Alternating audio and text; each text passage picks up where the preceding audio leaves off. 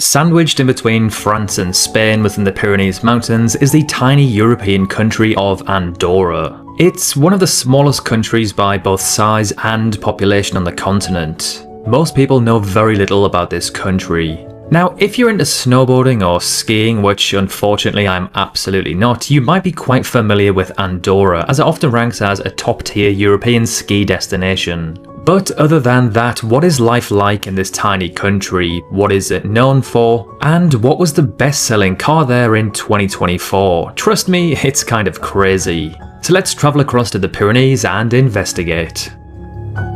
So let's first answer that last question that I asked in the introduction. The fact that I mentioned something as random as a country's best-selling car tells you that it has a surprising answer. So for reference, in the UK in 2024, the best-selling car was the Ford Puma, an affordable family car. In France, it was the Renault Clio, and in Spain, the Dacia Sandero, a very basic and budget-friendly car. But over in Andorra, well, it was the Porsche 911, a €120,000 car. But how and why exactly? Well, Andorra has very favourable VAT rates, that's value added tax, which for you Americans is kind of like sales tax.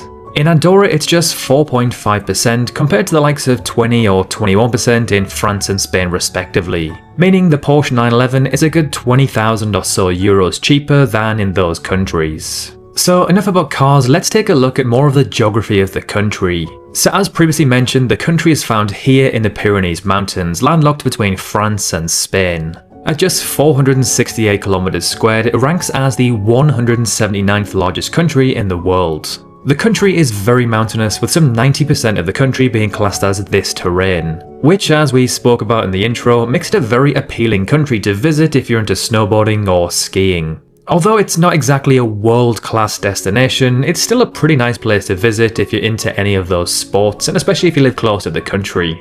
So, as you'd expect, the climate of the country is described as alpine, which means winters are cold and snowy, however its summers and its valleys are mild and pleasant, perfect for hiking and exploring.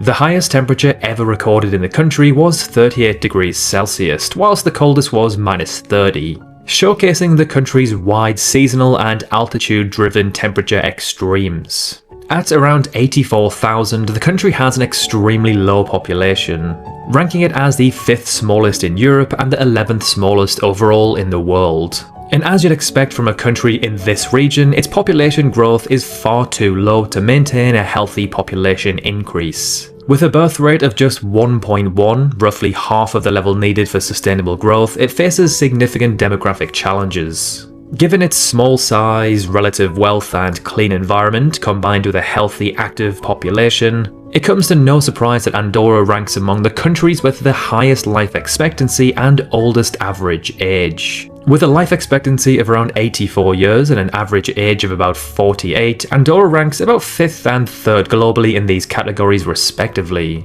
So far, Andorra sounds like a pretty nice place to visit or live, right? So if you did want to visit, how on earth would you get there? Well, interestingly, Andorra has no commercial airports. It also has no trains either, which means the only means of entry is by driving from Spain or France, or of course taking a helicopter if you're super rich. So for example, for me, coming from the UK, I'd have to fly into Barcelona and then take a 3 to 4 hour bus north up to the border. Now, speaking of the border, as the country isn't part of the EU nor the Schengen zone, what is that like? Well, although it's not part of the Schengen zone, it is in a de facto way, meaning EU citizens can simply walk or drive into the country with their ID card. The border is pretty chill from what I've read, however, due to those super low tax rates mentioned earlier, a lot of French and Spanish routinely travel there to buy cheaper goods such as cigarettes, so Border Patrol may check your car to make sure you're not over the limit. So speaking of people visiting Andorra, how many tourists do you think went there in 2024? As a reminder, the population is only around 84,000 and it's for reference, it's about half the size of London. Well, it's kind of insane. It was 9.6 million. That number being made up out of 5.2 million day trippers and 4.4 million overnighters. It's a very popular place for the French or Spanish to visit for the day, especially with those super favourable tax rates.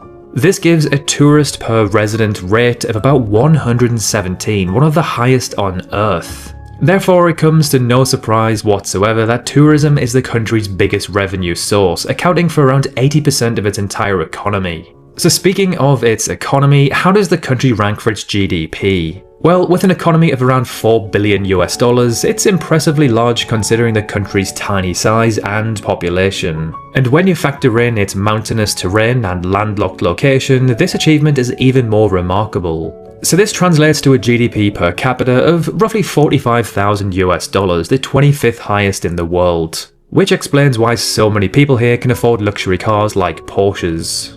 So with Andorra being found in between France and Spain, what do you think the official language spoken there is? Well, it's neither Spanish nor French, and with only around 5 to 10% of the population being able to speak English, it's definitely not that either. It is in fact Catalan, the language widely spoken throughout Barcelona. So with Andorra being a relatively unknown country, I'd assume that most people will be completely clueless with what its capital city is. However, easy for us, it's one of the capitals that shares its name with the country itself, being Andorra la Vella. The capital sits in the southeast-ish of the country and has a population of about 20,000, meaning about a quarter of the entire country lives within this city. The city has a somewhat cozy modern vibe to it, blending alpine charm with stunning mountains and sleek urban design. At just over 1,000 meters above sea level, it's actually Europe's highest capital city. However, despite its quite high elevation, it ranks far from the highest in the world. There are actually around 29 capitals located at higher altitudes across the planet. Limited land, high demand from tourism, and its appeal as a bit of a tax haven means the country, especially the capital, is very expensive. The average family home in the capital will set you back around 600,000 euros. So whilst doing my research, I came across something extremely unique and interesting about the country of Andorra. It is one of only a handful of countries with a diarchy. Now if any of you know what that word means, I'd be unbelievably impressed. It means the country has two heads of state, one being the President of France and the other a Catholic bishop from Spain. It's the only country on earth to have two heads of states from different countries.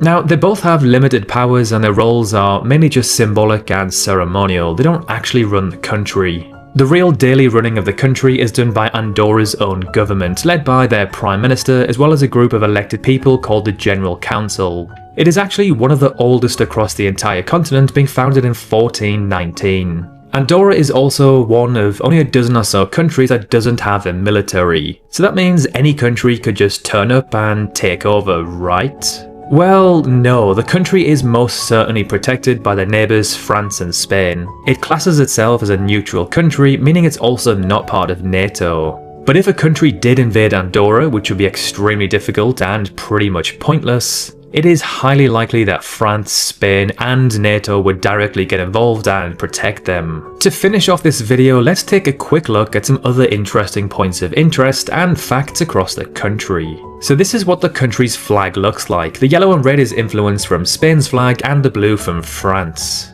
The tallest point in the entire country is Coma Pedrosa, a mountain that stands 2,943 meters tall. That's the 13th tallest point across all of Europe. The country's total border length is 120 kilometers. That's about 63 kilometers with Spain and 57 with France. Although not in the EU, the country uses the euro. Before the euro, Andorra didn't actually have its own currency. It used the French franc and the Spanish peseta. There are more cars in Andorra than people, with around 100,000. However, these 100,000 or so vehicles couldn't drive on a motorway within Andorra, as they simply don't exist. So that is the tiny European nation of Andorra in a nutshell. Like and subscribe for more content like this, and as always, thank you very much for watching.